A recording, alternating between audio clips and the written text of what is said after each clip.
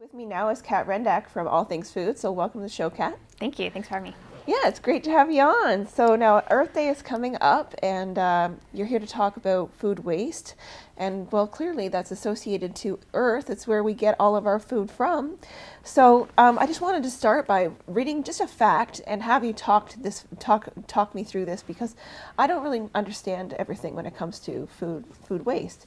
So it says here, when people toss food, all the resources to grow, ship, and produce it get chucked too. So including massive volumes of water. In the US alone, the amount of water loss from food waste is like leaving the tap running and pouring 40 trillion liters of water down the drain. So is that true? The figure won't be as high in Canada, but yes, that's essentially true. So every food that you eat, if it's a vegetable or fruit or meat, will use a considerable amount of energy and natural resources to bring it from the farm to your plate, both with feeding those animals or growing that food, but also in transportation. And so thinking about how we move food around, it's using a lot of petrochemicals, and it will be affecting our environment in many different ways before you ultimately take it home with you and eat it for dinner. Okay. And so whenever the food is actually dumped at the dump, I mean, the methane or the emissions that are created from that it's pretty high.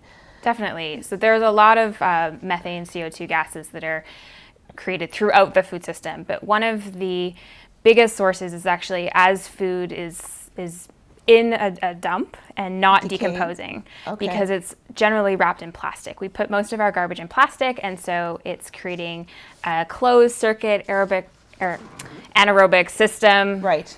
As simplest to say is that it can't decompose properly as food. And so one of the best ways to decrease that amount of greenhouse gases that are being formed is to compost at home and to allow them to decompose naturally in your backyard. And then you can also use that in your garden and grow more food. It's a nice cycle of events. And is it easy to compost? Is that an easy thing to take on? Definitely. And surprisingly, people do get a little scared by it, but the city offers some great services. You can buy a compost bin and put it in your backyard. There's also a lot of resources throughout the community if you're interested in learning how to do that. And connect with All Things Food. We can give you some good tips and tricks. Practical tips for sure. Yeah. So speaking of tips, I've got a really cool list of some tips, like taking stock of what you have in your cupboards and in your fridge. That was a really good tip, just so you know what you have to work with, so you can plan your meals and plan accordingly and not waste anything. Some other tips were stick to your list. Any other good tips? Sure.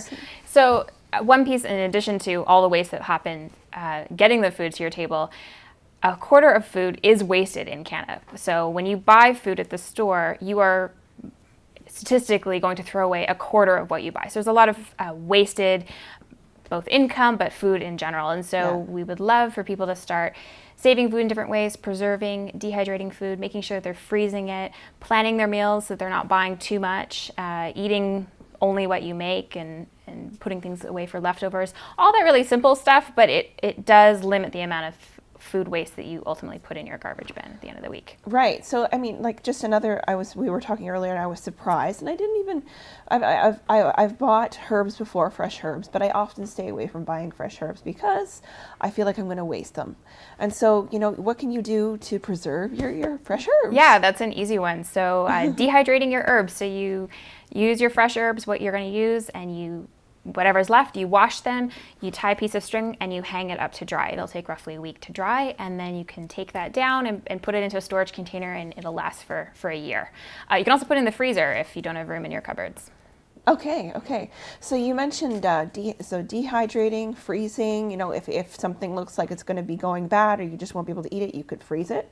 Definitely. There are tricks to freezing. Certain things need certain processing, but it's nothing you wouldn't be able to do at home. Right. You can also do canning if you want to get a little bit more sophisticated, but the easiest thing is just to plan to not have food in excess and to eat everything that's in your fridge before it goes off. So we've even organizing your fridge so that when you do buy new groceries, you put the newer stuff at the back, and so you're ensuring that you eat what's been in there longer first. And so reminding yourself, I know people who will put a little bin in their fridge, and and they sort through their fridge and say, this is the stuff that needs to be eaten first. So it really Right. identifies it in the fridge, and it reminds you as you go in to consume that first. Okay.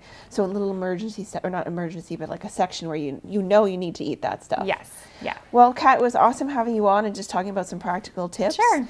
And, conserving our food and our energies. And thank you so much. Thank you for having me. It was great.